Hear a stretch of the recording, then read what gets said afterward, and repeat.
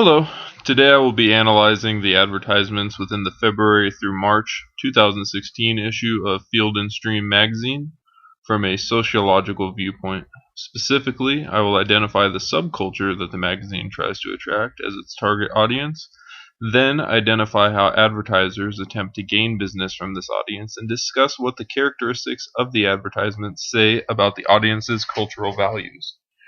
As I said before, our magazine for today is the current issue of Field and Stream. It's pretty clear that this magazine targets those who partake in the sports of hunting and fishing, commonly referred to as outdoorsmen. The use of the term outdoorsman is apt, as according to TakeMeFishing.org's 2014 special report on fishing, approximately one-third of active anglers are female, while according to the National Shooting Sports Foundation's A Portrait of Hunters and Hunting License Trends, a national report, only 11% of hunters are female. It's clear to see from the cover of the magazine, with the bold coloring and image of a deer skull, that the magazine is pursuing men. It's interesting to note, however, that one of the articles mentioned on the cover refers to the trend of increased participation in outdoor sports by women. Having established, however, that the outdoorsman subculture is predominantly male, we may consider race. Interestingly, the same NSSF report states that the vast majority of hunters are white. Furthermore, it goes on to state that the majority of hunters are middle class with average incomes. As we view the advertisements, I'll demonstrate how marketers attempt to gain the attention of the white male middle class subculture of outdoorsmen, and also discuss what these marketing props say regarding the subculture. The first three advertisements I'd like to speak on have a relatively common theme: power.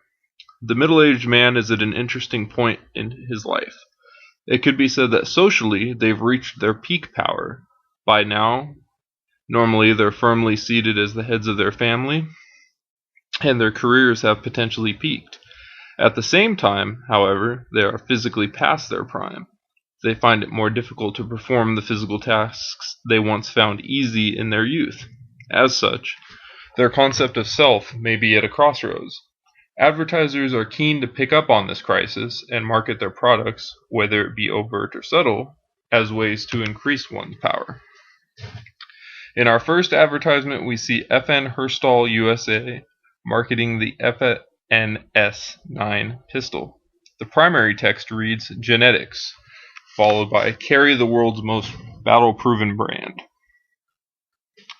The upper half of the page is dominated by pictures of FN Herstal's other products, various machine guns and assault rifles used by a number of countries' armies, including our own. The key word here is carry. While it is relatively rare for a citizen to carry a pistol in California, in other states, both concealed and open carry of handguns is far more common. The advertisers are trying to link the carry of an FNS9 to the carry of a combat weapon by a soldier. It is meant to evoke images of the power, seriousness, and self-reliance of a soldier. Clearly, these are things that are attractive to a middle-aged man. Our next advertisement uses similar ideas. Here we see an advertisement for Smith & Wesson's M&P, or Military and Police, series of pistols. Despite their name, these pistols are primarily marketed towards civilians. Here we see another interesting play on a man's desire for power, as well as a marketer's use of the power of language. While the subtext at the bottom of the advertisement speaks regarding the weapon's ergonomics and accuracy, suggesting that the primary text of experience more command could refer to having command over the placement of the shot, I don't believe this is the case. I believe that the advertisers are referring to command in the case of power, to have command as in a military sense, to have power and authority over others. Our next advertisement is a more comical play on the target audience's desire for power. An advertisement for a turkey call. This isn't just any turkey call, however. This is a louder and in turn more powerful turkey call. I don't know if it's particularly desirable for your turkey call to be as loud as thunder, but it draws on the subculture's desire for power. The militaristic link here is far more subtle than the previous two advertisements, however. Here the link can be found in the camouflage paint on the hunter's face. While it is common for turkey hunters to camouflage their faces, the paint on the depicted hunter's face is not actually suited for hunting and is more reminiscent of the war paint worn by Native Americans. Clearly, within the outdoorsman subculture, which again is comprised primarily of white, middle-aged, middle-class men, power and other soldierly qualities are valued. This is not limited to its symbolic culture, however.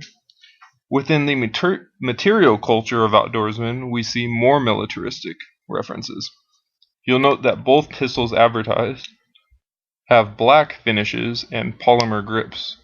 These are different from the usual target or hunting pistols with their blued or stainless finishes and elaborate wood grips. These design details are intended to be light, corrosion resistant, and durable, the types of qualities required of military firearms. The final two advertisements I'll speak on today break away from the tactical and militaristic craze that is sweeping the outdoorsman subculture and playing on their desire for power. Instead, they focus on different values and concepts of material beauty. First, we have another firearm advertisement, this time for Benelli's 828U over-under shotgun. Here we don't see a man having fired his Italian shotgun at a human silhouette or reloading both barrels on the run. Instead, we see a man out on a leisurely hunt with what can be construed as either his wife or daughter, dependent primarily on the viewer. The symbolic culture referenced here either shows a collective value of a healthy family life where fathers and daughters partake in similar hobbies and spend time together, or a value of virility in that the middle-aged man has a beautiful wife, seemingly younger than him, that shares his interests. The material culture lies on appreciation for craftsmanship. Here we have the opposite of the two previous pistol advertisements. The stock is wooden, which is easily damaged, but is considerably more aesthetically pleasing. The same goes for the metallic finish. The design of the weapon is far from modern. In fact, it isn't advertised as being technologically advanced. Rather, it's a refined piece of art. In our final advertisement, we see an advertisement for Remington. This advertisement is light on the material culture. In fact, no particular product is mentioned.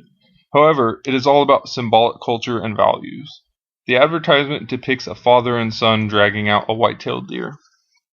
As with the Benelli ad, family togetherness is valued. Along with this, we see Remington reference their long-standing presence in the country, connecting themselves with the nation's liberty and freedom. Furthermore, the connection to tradition is intentional. The outdoorsman subculture takes cultural norms very seriously. Oftentimes, they lament cultural diffusion and are shocked when cultural norms are broken, even if it is only a folk way. In summary, we see that the advertisements in Field and Stream are targeted towards the outdoorsman subculture and play on their values for power and soldierly purpose, their attraction to a material culture that prizes craftsmanship or militaristic features, and their appreciation for cultural norms.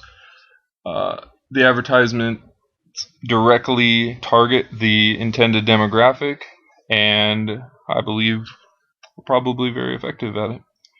Thank you very much for your time.